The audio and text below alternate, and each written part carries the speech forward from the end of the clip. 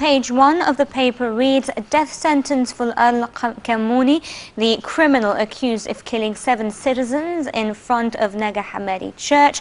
Families of the victims say the rule is a just revenge. Naga Hamadi priest says the rule is a lesson for those who threaten the society. An Egyptian state security court on Sunday sentenced a man to death for killing 6 Christians and a Muslim police officer in a drive-by shooting in January 2010 in Naga Hamadi in southern Egypt. He was sentenced along with his 2 accomplices to life in prison. Mohammed Ahmed Hussein had been charged with the premeditated murder of the Christians and the police officer and with intimidating citizens after mass on the eve of Coptic Christmas. I think it's very interesting, or not, it has to be the decision, especially if you take into account the events in Alexandria at the beginning of this year, that a really harsh punishment had to be held and it had to be really loud and it had to be really heard. It's front page on all the papers today, even though if you look at Independent and Masr al-Yawm, it'll be smaller compared to what's happening in Tunisia. But again, there are like you said here, their family says that this is just, it shouldn't have been so harsh, it should have been maybe life in prison. But as we saw in the newspaper, the Christian church, the priests, they're very receptive that this is a clear sign that... Well, a family would say that, wouldn't it? I mean, it's premeditated murder and it's a drive-by shooting, so it is intentional. It's not like it was... an accident. Exactly. No, definitely. And it deserves, and this had to be made, this had to be announced to show that this kind of murder is just as... It isn't because they were Copts or the Christians seem, and as I think we'll see before today, there's actually laws discussing citizenship and how Egypt looks at its citizens. Right. Well, also Al-Akhbar adds that the judge said Hussein's sentence would be sent to the Grand Mufti for confirmation, a reference to Egypt's top religious authority who is called on to confirm death sentences. But I don't think that's going to be disputed. Yeah, I think it's more of a formality, just a formality. Okay. Well, also on page 1 of Al-Ahram, let's read, Tunisian army chases ousted President Zain El-Abidine Ben Ali's guards in mountains. Former Minister of Interior is arrested and presidential security leader is being investigated. Now, a lot of attention is being taken there in Tunisia and what's been happening there. How do you see the events unfolding? Well, definitely everyone's eyes are on it because this is, the first, if you're looking at the Arab region, there hasn't been a revolution on this scale in a long time, and there are a lot of parallels being drawn between all the countries, with the same problems, unemployment, with the same demographic situation. There's actually a lot of imitation. I think yesterday 4 Algerians actually tried to set themselves on fire, imitating the first Tunisian protest. Well, there is a lot of fear, isn't there, that this might be contagious in the region, isn't it? And not just in Yemen. I think yesterday also, it's also front page on Al-Ahram, I think, that 1,000 students in Yemen also protested yesterday. So the fear is that people, the citizens, will look to what happened there and actually copy. And you have a lot of state leaders making decisions, when it comes to cabinet or government, or making promises to try and, calm down the population. You had yesterday the Libyan Gaddafi addressing the Tunisian people, and, addressing his people, telling people that this isn't always the right decision. So it'll be very also interesting to see how this unfolds, how the government of how Tunisia will change. React. And what will happen, because even though the government's been toppled, there's still a lot of developments, a lot of people still being arrested, a lot of investigations. How will the country It has been thrown into a bit of a state of chaos. Do you think that was expected at all? Well, I actually think the chaos is a lot less than expected, because if you look at the lootings and the damage, it's actually been done most to people who owned from the regime, the previous regime who owned.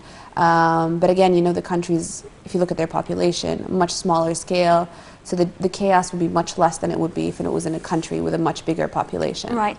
Also from Al-Ahram, page 1, preparatory meetings for Arab Economic Summit kick off in Sharm el-Sheikh.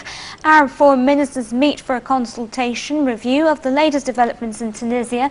2,500 businessmen, in addition to ministers and representatives of services bodies, will take part in the summit in Sharm el-Sheikh, due to start on Wednesday. Yeah. What are your thoughts on that? Yeah, the summit, this is the second Arab summit. It's extremely important. The developments that will happen, even if they don't turn into policies or developments, they're still very important to see what happens. And I think also the president, is very discussions with other leaders over what will happen, and businessmen. And at this time, this very sensitive, 2011 so far has been very chaotic. There's been a lot happening. It's very important to see what will result of it. True. We were waiting for a better year, but unfortunately that's not the case. Hopefully, we're still in the beginning. Okay then. Well, let's stay with Al-Ahram, page 1. In a phone call, President Hosni Mubarak and Libyan leader Muammar al-Qaddafi discussed the Arab Economic Summit's agenda. During their telephone conversation, Mubarak and Gaddafi discussed the items on the agenda of the upcoming second Arab Economic Summit, due to be inaugurated this Wednesday in the Red Sea resort of Sharm el-Sheikh. The two leaders also touched on means of fostering the joint Arab action, especially in the areas of business, investment, trade and development. How important is trade between Egypt and Libya from your perspective? Well, it is important, but I wouldn't say it's the first priority in continuing relationships with other countries. But again, it's something that it has to be done. It's kind of consistent. These phone calls or these negotiations are always done. So hopefully there has been a lot of interaction between the two countries recently. Recently, yes. Yes, and do you think Egypt should pursue more business, if you will, and more tighter relations with North Africa and Africa? When it comes to business interests, in trade, definitely in this region we have a vested interest, not just in terms of not countries such as Sudan, but in terms of the wider region. And we definitely should pursue it, and I think our president is working very hard on maintaining these ties and making sure to strengthen them. Well, we've still got more from Al-Ahram. Page 1 seems to be packed today. Sudan's vote counting began, and the referendum result on South Sudan's secession is to be announced at the end of January. The marathon task of counting the ballot in South Sudan's independence referendum was underway on Sunday after the week-long polling on partitioning Africa's largest nation closed. Now in Khartoum, where many wish to see the country remain united, one polling station registered a nearly 60% vote for unity and only 40% in favor of independence. Yeah, but I think that's actually probably more of a unique case, because actually out of the 4 million people who voted, just only 3 days into the voting, already 60% of voters had already gone to vote. And it's almost unanimously thought that this will result in independence, that the South has an extreme desire to secede, and that the North-South border, the clashes that have been happening, the people, that this is the best. But will that stop? What do you think that once the separation occurs, that violence and tensions will ease? Ideally, that's the hope after, but also to be realistic. After something like this also hasn't happened in how long that a country is actually separated, especially this is the largest country in the continent, so all eyes are on it, because then a lot of countries will look to it and perhaps follow in its footsteps. But clashes will, if agreements aren't made, over the oil, because the South has 80% of the oil compared to the North, they have the greenery. So if agreements aren't made and set to very clearly on, definitely clashes could lead. It could turn into, the borders now, they're not clearly defined, but once it is a border, the South can very easily turn around and be, all right, I won't let the migrating people coming from the Abyei region come across because of this reason. So it could deteriorate. Right. But hopefully this will be a good sign for the country, because it's been suffering for such a long time. Very true. Well, still with Al-Ahram, we've got penal sanctions against harassment phenomenon to be toughened. The government mulls to amend laws of commercial duplicity. Yeah, I think this is actually a very huge step forward, especially for a lot of NGOs and organizations which have been working on harassment, on sexual harassment in general. And I think also yesterday was announced, the movie 678, which deals with harassment. They also released a press release discussing what a monumental achievement this is. So hopefully... That film was largely attacked, wasn't it?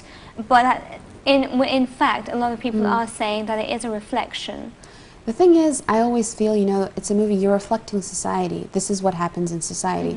And the idea that you're more incensed by the idea that a movie is showing these things, you're more annoyed by that than the fact that these things actually happen in society. Right. And you know, keeping your head buried in the sand and saying, oh, it doesn't happen, doesn't really help anyone. Okay. So this is a really good step forward. Okay, well, let's move on to Al-Akhbar. And on page 1 of Al-Akhbar, the cabinet discusses laws of activating citizenship and the adopting a civil state system. Secretary General of the National Democratic Party, Safwat Sharif, says the party is coordinating with the government, the legislative agenda and public issues.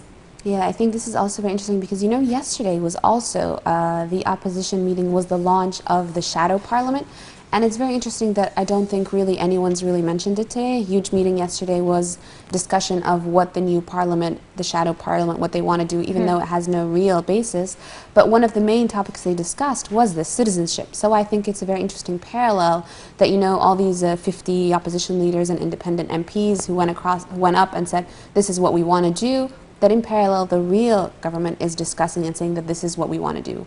And I don't really think it's just talk this time because of the country's really sensitive at this time, especially with what's been happening between the Copts and the Muslims, so that this isn't just, you know, an effort to appease them, but a real thought to actually how should we deal in the country, how should we deal with the way we look at minorities. We've already spoken about this, but let's cover it one more time. Let's see what Al-Akhbar has to say. Preparatory meetings for Arab Economic Summit kick off. Fighting poverty and unemployment are topping the summit's agenda. That is very important that these two topics are at the forefront here. Yeah.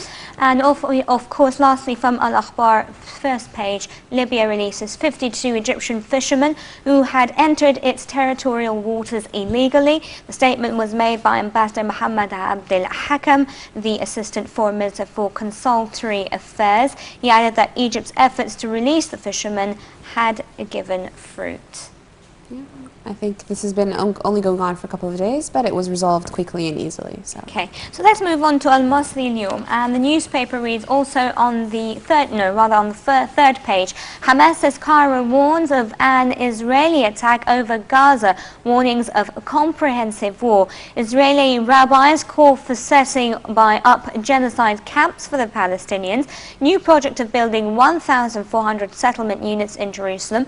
Israeli authorities said on Sunday they were moving ahead with a new proposal to build 1,400 apartments in a contested part of Jerusalem, enraging Palestinians who denounced the plan as another settler land grab.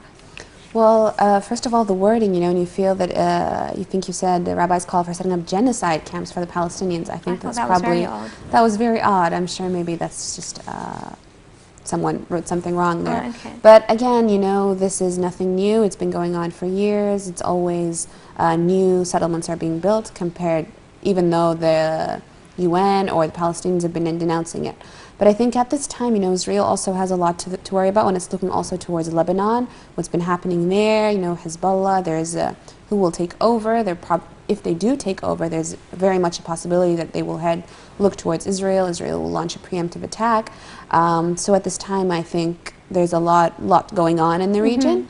But the issue of settlement and settlement construction and this continuing land grab doesn't seem to be, you know, it doesn't seem to be settling very well. Because there's actually nothing being done to stop Israel. If you look at it, if you look at Obama's policies, you know, there's a lot of nice talk. We denounce this, we are completely against it, but in terms of on the ground, there's actual no action and there's no penalty or no way of actually, you know, if they do it, they're not getting anything negative. Nothing happens. They're just allowed to go on ahead. Well, also from page 3 in Al-Masri Al-Yawm, Egyptian police officer refuses to take a bribe of $50 million to allow the smuggling of pharaonic obelisk. Head of Kafr Sakr police station, Major Mohammed Abdurrahim Al-Nagar, refused the bribe offered by Monuments gang. Yeah, I think this is very much, you know, it had to be highlighted because it's not very common. So, because of course we do admit that a lot of bribery does go on, especially when it comes to the pharaonic black market. So it's really good, especially with such a substantial number, that he actually said no. Exactly. And moving on finally to Al-Wafd. Al-Wafd, page 14. For the first time, a national football team play against Uganda in the final of a Nile Basin friendly tournament to be held on Monday at the stadium of the military academy. Head coach Hassan Shahata worried of Uganda's surprises.